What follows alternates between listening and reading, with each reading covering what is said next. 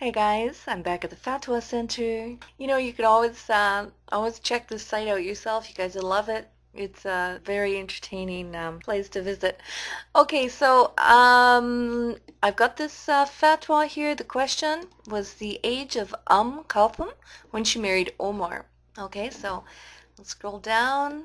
Here it says the question. I have read that Kulthum, daughter of Ali, and the Prophet's daughter Fatima, should be stepdaughter Fatima, but anyway, was only 5 or 6 years old at the time of her marriage to Omar. Is it true? And the answer here, it is permissible to propose to a young girl, even a baby girl, and her father has the right to unite her in wedlock. Do you see that, guys? This is quite contrary to what the Muslims are always complaining about on my page videos, saying that every Muslim female has the right to refuse marriage or accept. And this is quite contrary to what the Fatwa Center is saying.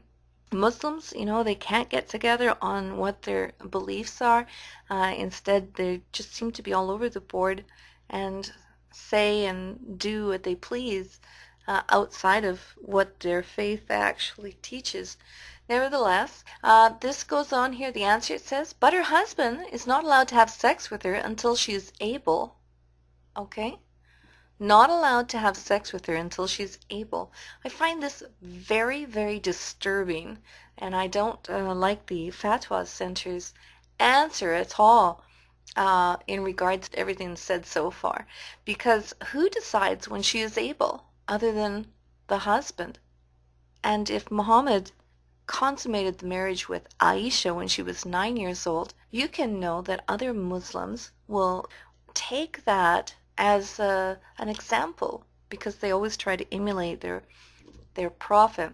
Now, we don't have a definite age of 9 years old, and because it's up to the husband to decide when she's able, this is very frightening because, you know, Muslims like to say that Muhammad, he held himself back. He was able to hold himself back.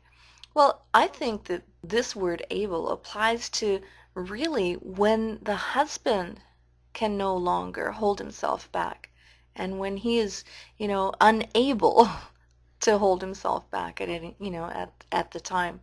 You know, if he's got a young wife and he's, first of all, he's going to marry a child, he's got pedophilia tendencies. So he's going to be looking at her all the time. And it's only him in his, you know, lustful mind when he's staring at this child wife, he's going to decide when he wants to do it. And that is when it's going to happen. So when she's able, it's not really when she's able, it's only when he is unable to hold himself back anymore. Okay? In Al-Bukhari and Muslim from Aisha, the Allah's messenger joined me in marriage when I was 7 years old and consummated the marriage with me when I was 9 years old. Well, this 7 years old is a little problematic because other hadiths, majority of them, say that she was 6 years old. And being translated into English, we know that they are using our calendar, and the Islamic calendar is actually shorter than theirs. So many have saying that she's closer to 5 years old if you go by the majority of the hadiths, which say she was 6. In the Islamic calendar, it would be closer to 5. Okay, so let's go on here. It says, according to the writers of biographies like Ibn Abdul Abbar, Omar proposed to Kulthum, the daughter of Ali, but Ali said, she's too young. She's still young. Then Omar proposed to her again. So Ali said, I'll send her to you, and if she accepts, then she's your wife. Then Ali sent her to Omar, who unveiled her leg. Why did this happen? You know, what the heck is Omar doing here, unveiling the child's leg?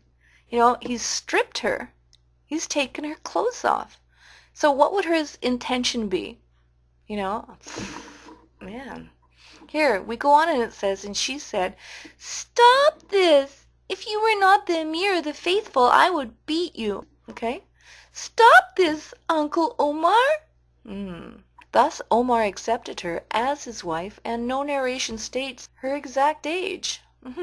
Allah knows best. Oh yes, I love that part. Okay, So, when I read this FAtwA, I got, I got, very disturbed. I just felt that we have two moral problems here.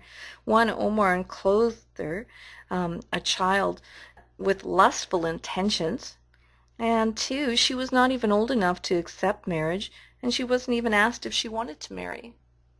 Checking out Omar, how many wives did he have?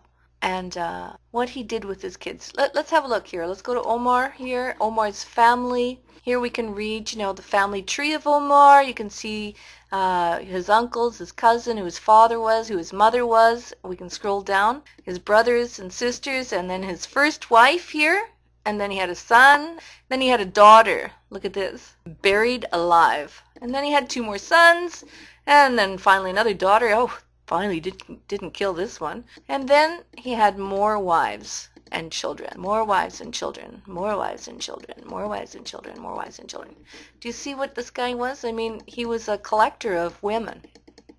And not only that, he was a murderer of babies. Now, Muslims like to say that Omar buried this child, killed this baby girl before Islam came. But the problem I have is that we see that Omar, even though he's a murderer, okay, he's still a child abuser and a pedophile. So how has Omar morally improved himself? As far as I'm concerned, he was still a perverted macho scorpion-eating desert dweller who murdered his own baby girl and molested others. And this is one of the caliphs of Islam after Muhammad. Okay, facts from Islamic history. Make of it what you will. So see you later, guys. Jesus is the Lord today, tomorrow, and forever. And Islam is a false religion taking Muslims on their last day in the wrong direction. Bye-bye.